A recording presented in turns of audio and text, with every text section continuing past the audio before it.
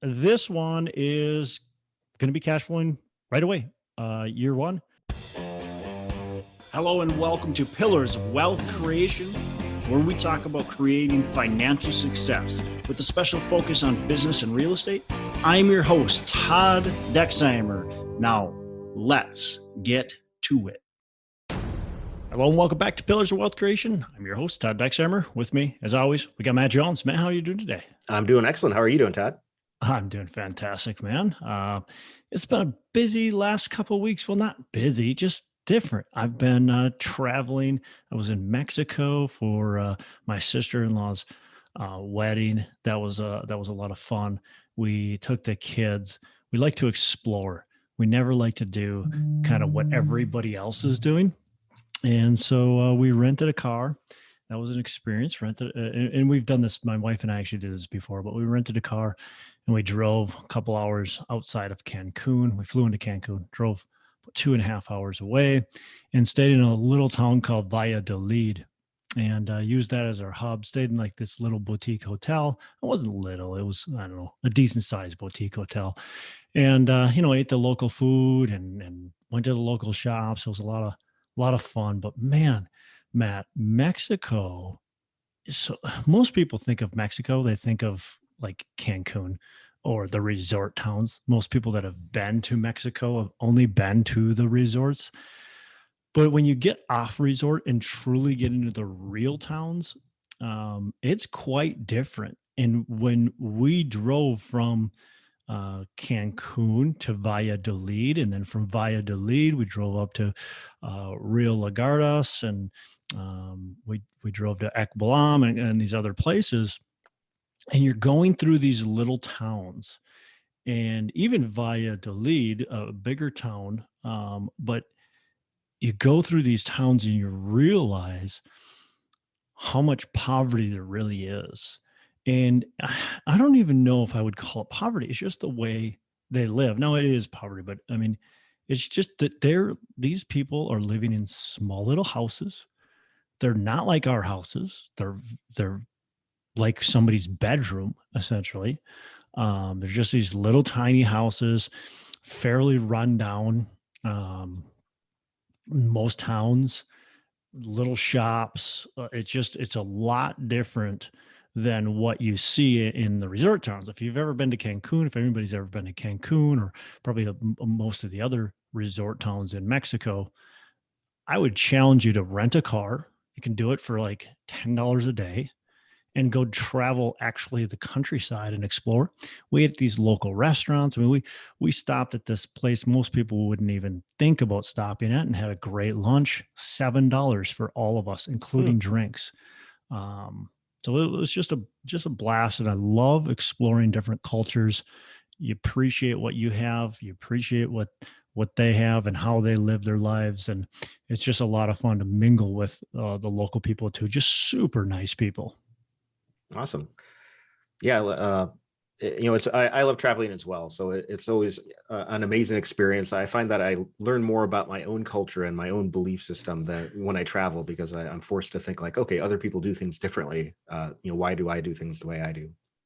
Yeah. It's really intriguing too. Yeah, to see that different, like how do they not necessarily think, because they're only there for a short period of time, but a little bit of how they think and how they act and what they do and what they expect.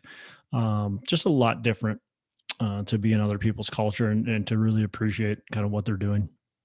I'd love to spend a year there and to be able to really dive in, or a year into to other cultures and be able to really dive in, but not in the cards right now. Did you buy any real estate while you're down there? No, I did not buy real estate down there.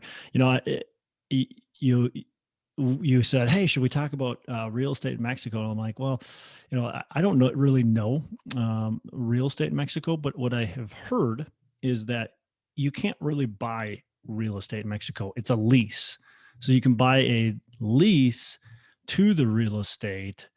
But I think the government ultimately owns it. Of course, somebody's going to fact check me, or somebody already knows that, and they're going to be like, "Hey, you're way off," which I probably am. But that's what I've heard. It's like more of a lease.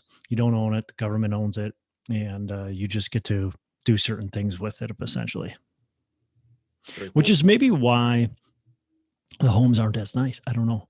And maybe if you're a citizen of Mexico, you can buy and own, and I'm not sure the exact laws, but so yeah, went for Mexico, then came home for literally under 48 or under 24 hours. I mean, and then flew to Big Sky, and then skied for 4 days and came back. So ready to rock and roll, man. So Matt, we've got something big coming up. We got two big things coming up, and actually three big things coming up. So first off, what do we got coming up next week? This week, actually, on the time that this airs is going to be April 20th. This week. Yep. Like today, like Today, right, yeah. right today. Yeah. So tonight, if you're in the Twin Cities, I highly recommend you. We're going to have a real estate happy hour at a place called Bent Brewstillery in Roseville. And so how do people go? How do people sign up? Like, where do they go? Can you put that in the show notes too? Yep, I'll put it in the show notes so they can sign up on our meetup group or on Facebook. I think I put it on LinkedIn as well. So, but otherwise, you can just show up at Bent Brewstillery and this is Wednesday, April 20th. 20th. At starting at 5:30, and we'll go for a couple hours and maybe longer if the conversation's great. But and then in a couple of weeks, though, May 2nd and 3rd is going to be the North Star Real Estate Conference, which is going to be amazing. And so for those of you who have attended it the past or heard about it in the past, this is the North Star Real Estate Conference. The focus this year is multifamily. This is the same conference that we've done in the fall several years. 3 years in a row in the fall. We've now switched it to the spring. So this isn't like some addition. This is the North Star Real Estate Conference. So this conference is all about networking, all about impact on your business. We're bringing in industry experts. So we are bringing a ton of information on multifamily. If you want to learn how to do multifamily, if you're just starting, maybe you've been buying some multifamily, you want to grow your business, maybe you've been buying a lot of multifamily, but you want to meet excellent people, potential investors, potential lenders, and property managers, and so on.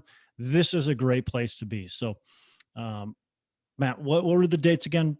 May 2nd and 3rd. It's a Monday and Tuesday. Yep. So May 2nd and 3rd, and that's in the Twin Cities. Again, it's in Vadnais Heights. And then how do they get tickets? Where do they go? You go to northstarunlimited.live. And then they can use a promo code, a coupon code when they check out. Now, early bird special is gone. Yep. But you can use a coupon code of DEX, DEX, and you can get a discount for that. So VIP tickets are available still. Regular tickets are available still. So those are, I would highly recommend signing up for the conference. I think you're going to really get your money's worth out of the conference. It's not that expensive. When you look at conferences, how much most of them cost, this one's not that expensive. It costs us a lot of money to put this thing on. So we don't make any money on it. It's just something that I love doing and enjoy doing it. I've had a lot of fun doing it. Matt, you're a part of it. You continue to be a part of it. So you're obviously enjoying it enough to continue to put the effort into it. So. Yep, absolutely. Cool. So Matt, I wanted to talk a little bit about a deal. My light's going crazy as always. Matt, you're going to have to mail me a new light because it's always going crazy. But anyways, so I wanted to talk about a new deal that we've got coming up. And this is unique. I haven't ever been able to really talk about a deal on the podcast because we haven't done what's called a 506C offering. And so we always do 506B offerings, which means I can offer the property to my list, right, without advertising. So it has to be accredited. It can be accredited, non-accredited, but have to be people I have a pre-existing relationship to. Now, I can actually talk about this deal. Now, if you go, hey, I like what they're talking about, and I want to invest in the deal. Well, I can't actually have you invest in the deal unless you're an accredited investor, right? So it has to be accredited only. That's the difference between the B and the C, is if you were interested in a B, I couldn't advertise, I couldn't talk about it on my podcast. But if you and I already had a relationship, I could actually offer it to you, right? Well, with this C offering, I can talk about it to anybody. Non-accredited could, of course, listen to it, but they can't reach out and invest in the deal. An accredited person could invest in the deal. A lot of people have confusion what accredited and non-accredited is. Real quick, it's not some like stamp of approval. And quite frankly, you do actually have to get approved for this offering, but it's not something like stamp of approval. You have to have a net worth of $1 million or more. Okay. That doesn't include your house that you live in, or you have to make $200,000 as an individual or $300,000 if you file jointly. Right. So those are the basics of being an accredited investor. There's a couple other things that you can do or qualify, right? Ways you can qualify, but that's the basics. Yep.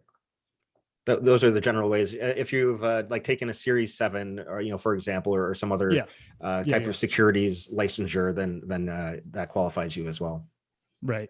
There's several factors that could qualify, and you'd have to, if you think you qualify, you'd have to look at all those, or you quite frankly just can go through a process to get accredited as well. Yep.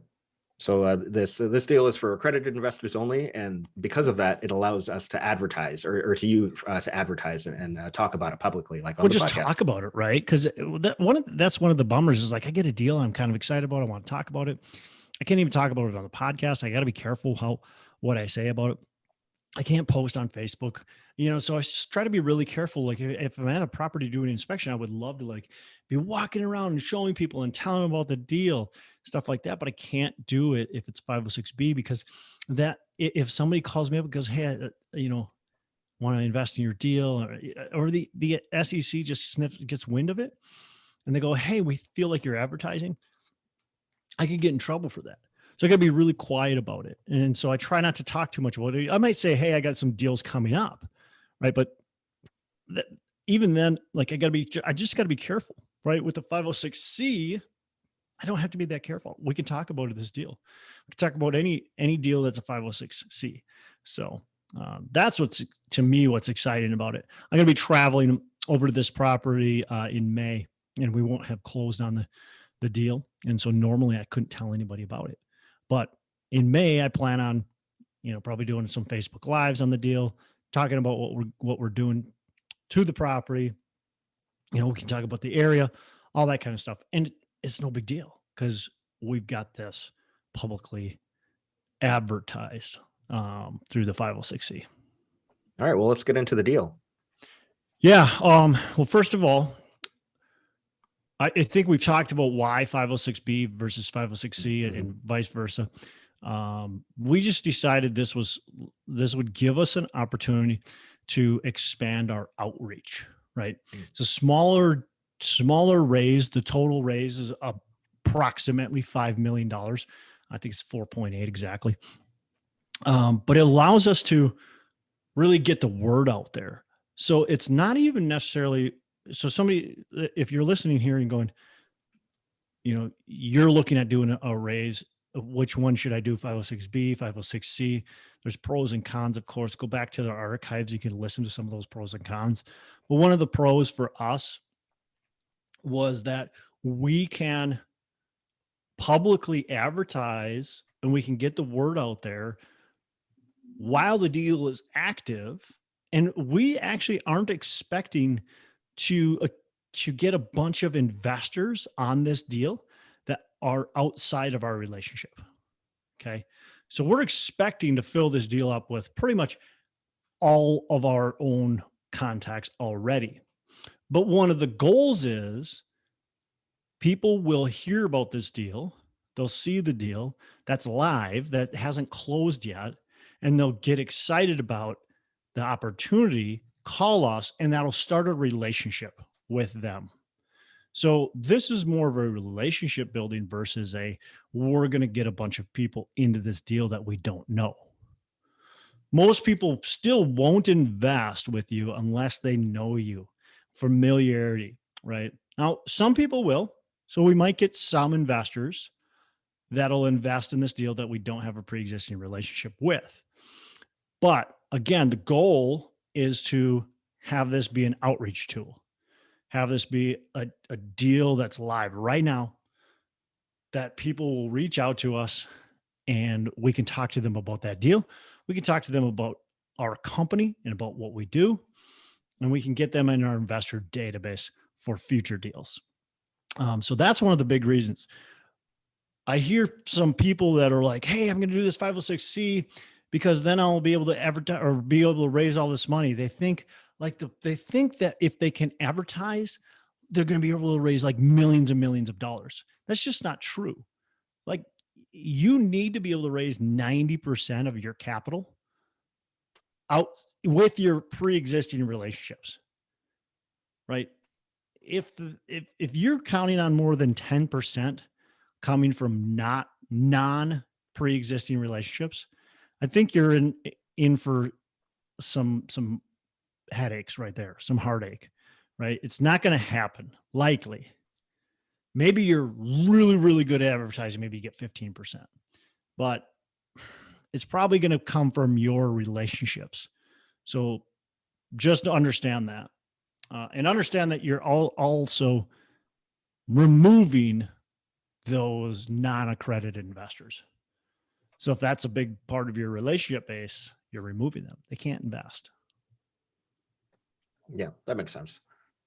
So let's dig yeah. a little bit into this deal, and we'll talk about some of the inner workings of the deal, and why I'm excited and what we look for in a particular deal. All right. Where is it? So this one is in Lexington, Kentucky, and it's in more of an A class, A minus, a good, well located area. Something we're really focused on right now, Matt, is location. And you're always focused on location and real estate, but right now we are focused on higher end neighborhoods. So very well located neighborhoods that have higher household income, more in that A, B plus, A up to A type neighborhood. So it's a well established neighborhood. It's got higher household income. It's got low crime, good schools. Those are the neighborhoods we're really focused on right now. And the reason why is because we feel like those will withstand a recession. They will go down less as far as a percentage in value, and they'll go up the quickest. So they're the kind of the last to go down. They're the first to go up, and they go down the least. And I know people have this notion that C-class somehow people are going to stay and blah, blah, blah. And that's true, but they won't necessarily pay you. And so we like properties where people, when a recession happens, people will still pay us and we'll still maintain our value pretty well. And how do we come up with that conclusion? History. We looked back at the last many recessions and see that that thesis holds true, and it's held true every single time. Yeah, data-driven practices are the best approach to take. Another thing about this property, it looks like you're not over leveraging yourself. You're only doing a 70% loan to purchase price, or a little bit less than that, actually. Yeah. Yeah. So one of the things we really liked, I'll talk about financing, right? So one of the things we really liked, so there's in multifamily, there's many ways you can get financing. One way is through local banks. You got to personally guarantee that the terms are okay, but another way is bridge loans. Bridge loans are really popular, and they were extremely popular just a little bit ago. Now with the raising interest rates, maybe a little bit less, but they were extremely popular because we were able to get very low interest rates. A bridge loan is, think of a construction loan. We're doing a big renovation. We can finance the purchase price plus the renovation. Usually we can finance, let's call it 75% of the purchase price plus 100% of the renovations. So I can really leverage up that property, add the value to it. Now I got this big equity that I have to refinance. Well, with today, what's going on, we've got these interest rates that are climbing quickly. And man, they're moving so fast, it's hard to keep up with. And so what we're excited about was to be able to have a property where we locked in at a, like you said, at a fairly attractive leverage, roughly 70% loan to loan to value, or loan to cost, loan to what we're purchasing it for. Um, and we were able to lock in long-term debt at the current interest rates. Now, current interest rates have gone up drastically, right? I mean, when we were first underwriting the deal, interest rates, happily we underwrote higher, anticipating higher interest rates. But when we first underwrote, and interest rates were like 3.5 to 3.75. And now, what did we lock in at? 4.55. Yeah, thank you, 4.55. So we locked in 4.55, and that's locked for 10 years. And so we're in a pretty good position. The deal works right now at 4.55. Would I have loved to be at 3.75? Would I have loved to be at 3.5? Absolutely. But just knowing that with the volatility in the market, with what's happening with interest rates right now, we are locked in at 4.55 for 10 years. That makes me feel really nice at the end of the day. And that's why we did this loan. That's quite frankly one of the things we're most excited about this property, is that we're able to lock in at these interest rates when we've got this crazy interest rate environment going on. We'll see Yep. what happens. I mean, interest rates, that's like next week's topic, maybe. Interest rates are crazy. They're going bonkers. I don't know how long it's going to last. But it's interesting. The government is no longer messing around with inflation. They're trying to slow it down. It's a freight train. And I was talking about this with a friend of mine who owns a concrete company. And it's just this reactionary thing, right? Uh, in his industry, in the construction industry, they're bidding jobs that they're going to be doing. They're bidding it for the future. They're saying, well, here's where our profit needs to be, or here's where our price needs to be today. But with inflation, by the time we're finished, here's where we actually need to be. So it's moving so fast. And when that happens, it's not just the construction industry. It's everything that affects the construction industry. It's all kinds of industry that's what they're doing. They're going, well, we can't no longer sell this product for $800. Yeah, we could sell it for $800 today, but in 3 months, inflation, that'll be $825. We're going to sell for $825 right now. And boom, now it's just this like spiral effect. So anyways, the government's trying to curb this inflation. Interest rates are going up. We feel really solid about being able to lock in long-term 10 years. That's what we're excited about. Very cool. And this seems like a medium lift. You're doing about $7,000 a unit or so. Yeah, light lift, very light lift. And we're not even doing that. So we are essentially just doing some of the exterior deferred items. So from the outside, the building just needs a little bit of character to it. It's just kind of plain. So we're doing some siding stuff. We're replacing roofs that are in poor condition, but the interiors have actually been done and are in really good condition. Very minor interior work that we're doing. It's just very basics.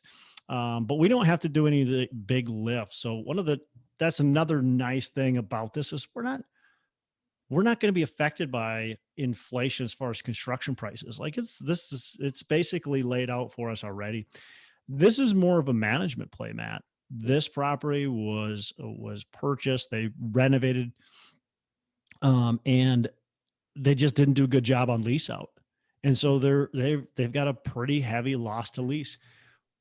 We're already seeing leases getting close to our pro forma right now, today. And our property manager that we are hiring, they actually took over on the property um, about a month ago, just over a month ago. So they took over on the property just over a month ago, which is amazing. That was part of kind of the agreement with the sellers that our property management company would take over. Hmm. And so they're that's what they did. And now we have this easy transition to us. That's huge as well, to have your property management company be able to come in and take over and be able to run the show. Now they're not completely able to run the show, right? They're not able to implement our business plan because it's not owned by us yet. But there's familiarity there. They are pushing rents, although not to the max, because again, we don't own it, right? They have to go through the previous owner to get approval for anything. But it's definitely helping. There's definitely going to be helping us that they've already been on the property by the time we close on the property for over 2 months. So that'll be really nice. And this is a property management that you've had with some of your other properties, and so you know them well and their Yeah. quality. Yeah.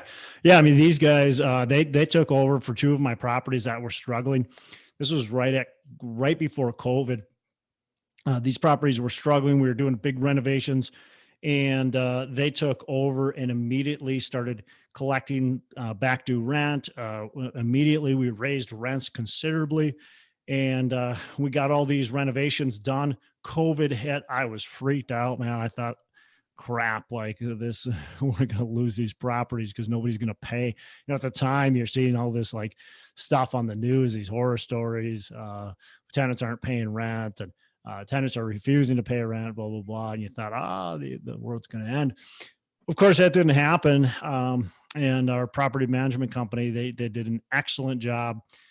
We were able to get them to 95+% occupancy, raise the rents considerably, and we were able to get it to a position to be able to execute a successful exit. So, yeah, we've got history with them, and just excited to have them manage the property in a town that they're very familiar with.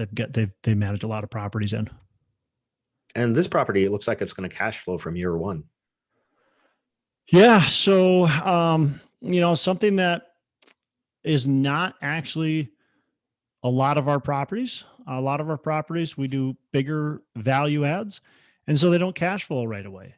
And I'm okay with that for the most part, depending on the business plan. I'm okay to not to cash flow, and I make sure I'm very open with our investors on, hey, this is not a cash flowing property in year one. Here's why. I feel like there's a lot of meat when we do that, as long as, of course, we purchase it right and execute a business plan. But this one is going to be cash flowing right away. Year one, like you said, there's a lot less renovation to it. It's very well occupied. I think right now current occupancy is close to 99%. So it's very well occupied, and day one we'll start to cash flow right away. Very good. And like a lot of the properties that you focus on, you're about doubling people's money in approximately 5 years. Yeah. So I mean, look, that's a goal, Matt. Yeah. I don't want to tell people that that's what's actually going to happen.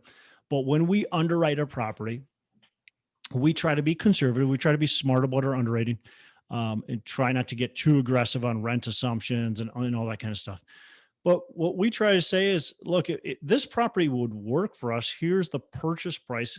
What would we try to back into our purchase price? So we say, well, with what the cash flow is, what we feel like we can do with this property, how do we double our investors' money? And then we use that metric to be able to go, okay, now we can purchase this property for 10 million, 12 million, $15 million. So at our purchase price, which is 10.3 million in our renovation, and then looking at all of our costs associated and looking at where we think we could take the property, we're saying, hey, in 5 years at 10.3 million purchase price, we feel like we have an opportunity to double investors' money in that period of time. Now, of course, many things can happen, so nothing's a guarantee. But again, that's our goal, trying to be conservative and trying to make sure we're getting close to doubling investors' money in 5 years. Sometimes we far exceed that. Sometimes we barely hit it. But that's kind of the goal. Or obviously sometimes we could be off and underperform. But the goal is always to try to under promise, over deliver, right? That's always the goal. Yeah. At the same time, you're approaching this very conservatively. I mean, you're doing the raise, so you pre-raise all the capital for the renovations as well as reserves. So Yeah. you're kind of set up for what may come potentially. Yeah, yeah, and we're trying to be super conservative with the renovation too. I mean, I don't think it's going to cost nearly as much as what we're putting aside, but regardless, we're trying to make sure we have plenty of capital there, so we can get everything done we need to. And strong reserves are always really important. One of the easiest things I think for investors, sort of syndicators like myself, to do. There's a couple things that people can do to try to really make a deal look more attractive. One is they can cheap out on the reserves that they put forth. So if you lower the reserves are, if it's your rainy day fund, right? So, well, if that's straight cash. Straight cash is always going to affect, because it's not leveraged. Straight cash is always going to affect your pro forma uh, returns to your investors more, right? So if instead of having, let's call it 9 to 12 months worth of interest reserves, if I only do 3 months of interest reserves, 4 months of interest reserves, that's going to make my pro forma to my investors look that much better. The other thing that a lot of people will do is they'll go, well, my exit cap is going to be this. And what I see a lot of people doing, going, well, I'm purchasing it at a 3.6 cap. And so we're going to sell it for a 4.1 cap. We're being conservative, see, because we're buying it at 3.6. But what they fail to tell people is, well, the market today for that product type, if it was in excellent condition, ready to hit the market and performing well, is going to sell for a 4.5 cap. They're buying it at a 3.6 cap because it's underperforming. They're going to fix it up and they're going to sell it at a 4.1. But wait a second, all the other properties are selling for 4.5. Like, no, you're being extremely aggressive.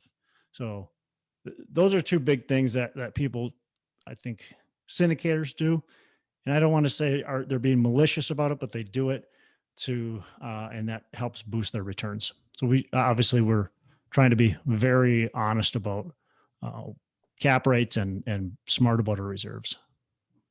Very good. And I think any syndicator, like if you're out there and you're going, I want to syndicate, just make sure, again, we want to under promise and over deliver, not the opposite.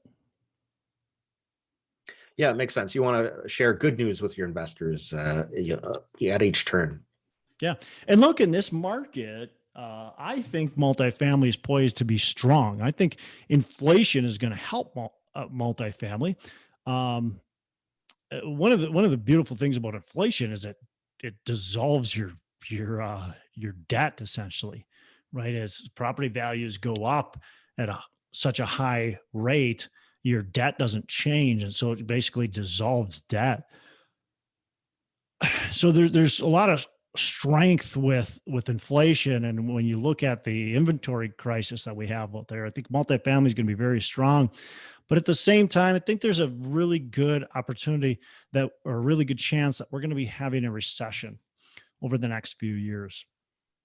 And so with that being said, you have to think about that as you're underwriting. What could happen? Is a recession likely? We can't be too aggressive. If we're too aggressive and we're trying to push these numbers too hard, we're going to be over promising and under delivering. So we want to be conservative. We want to think about what could be, and I don't want you to be fearful. I'm not saying to be fearful, but be knowledgeable, right? Understand the factors that are at play and understand that there's a good chance that a recession is going to happen. Now, I would have said 3 years ago that there's a good chance a recession is going to happen within the next 2 to 3 years. And it hasn't happened, right? But eventually it's going to happen.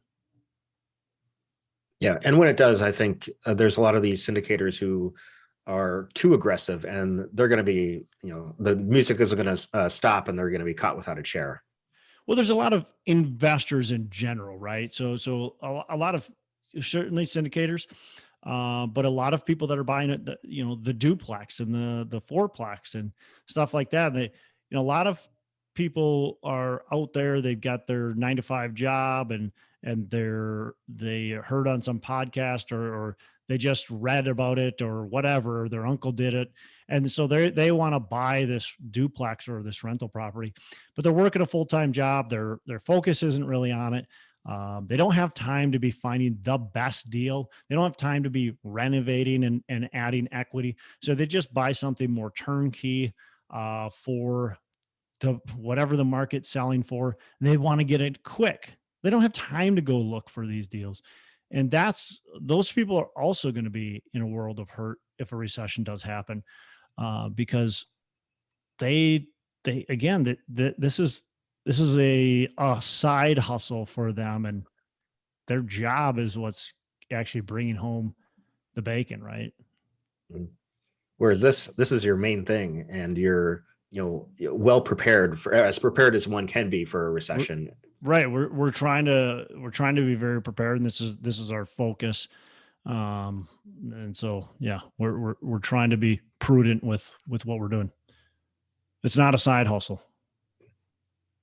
So let's say I'm an accredited investor. Yeah. What are the details for me to invest with you?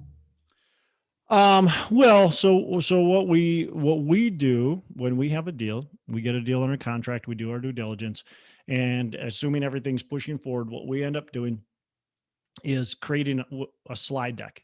And a slide deck is just presentation. It goes through our team, who we are, goes through the property, what the property is, the market, what the market is, why we like the deal, and then a little bit about the numbers, right? And so we have a webinar and go through kind of all those fine details, and then allow our investors, potential investors, to invest. And so that's what's kind of coming down the pipeline right now. Is we'll be hosting a webinar at the very, very early part of May. And then people can start committing. So once we actually put it out there to our network, it'll go pretty quick. And so right now we're going to be putting, Matt, I'll give you a link, and so that we can put it in the show notes. So if anybody's listening wants to sign up, if you're not on my email distribution, you can just click on that. If you're on my emails, you can get my monthly emails. Then you'll also get an email here with the detail on how to sign up for the webinar. But that's really the best way, is listen to the webinar, see if you like it. And you know what? There's no pressure ever. I don't like pressuring people. To me, it's an opportunity. People want to make money, come invest in this. If they don't, or if you have a better opportunity somewhere else, that's fine. But for us, if you like the opportunity, great. If you just want to have a conversation and want to learn more, of course, let's reach out. Let's have a conversation. If you're listening to this podcast and you're like, hey, I want to do what Todd is doing, join the webinar. Listen to what we're talking about, right? And you can either invest in it and learn more, or you can just learn by joining the webinar and actually hearing how we talk about the deal and see what the slide deck looks like, see what the numbers look like. And it really helps you understand for whenever you're ready to raise money on how to do it. And you'll pick up stuff and you go, hey, I can do a better job than that. Or I really like what they do, that type of thing. So. So for the people who do decide to invest, there are some deadlines for when they have to fill out the paperwork and wire the funds. Yeah. It'll go pretty quick. We are, I think, by the end of today, actually, I'm going to, or by the time this comes out, I'll have it down. But um, we're going to have a webinar. I think it's May 4th, I believe, is going to be the webinar. It was going to be a little bit earlier, but it'll be May 4th now. And then, there'll be a couple days to review, sign the subscription agreement, and then funding will be uh, roughly, let's call it May 8th, 9th, somewhere around there. And then we close on the deal May 23rd. So it goes pretty quick. But yeah, I mean, we're excited. And again, like I said, people listening, if you just want to see how these deals are put together, how they work, come join the webinar. Matt will put it in the show notes, the link and how to join it. And again, if you're on my email distribution list, you'll get that. If you're not, feel free to get on the email distribution list as well if you want. Excellent. And this looks like a great deal, honestly. Yeah. Thanks, Matt. Appreciate that. We're excited. Good. Love it. We love buying multifamily. We love how multifamily has performed over the last, decade, but we love how multifamily has performed over the last, 40, 50, 60 years. And, we think the future of multifamily is going to be strong. Certainly there's likely going to be volatility. But we think overall long-term future for multifamily is very strong and very profitable. So, we really like doing these deals. Excellent. All right. Cool, man. Well, that's it for me. You got anything else? No, not today. All right. We'll talk to you soon, man. You have a fantastic rest of the day. Make every day Saturday. Thanks. You too. Hey, thanks so much for listening. I appreciate you being a loyal listener. I would love to have you go on to our Facebook page and subscribe, give us a thumbs up, go on to iTunes or wherever you listen and give us a rating and review. Don't forget to subscribe. Your rating and review just helps us push this out to more and more people and continue to grow our audience and hopefully positively affect a ton of people out there that really need this and want this. So the other thing I've got for you is a free ebook on my website. So go on to venturedproperties.com, and download our free ebook on real estate and on syndication. And I've got some data points in there, some really good stuff for you. So I'd love to have you take a look at that. It's free. I'm not expecting anything from it. And also, look, if you want some help in multifamily, want some help learning, growing, getting your business off the ground, I would love to talk to you about what it would look like to work with me potentially and see if that's a good fit. So you can go to coachwithdex.com and check that out. And we can definitely have a call. Thanks a lot for listening. You make it a fantastic rest of the day. I'll catch you on the next episode.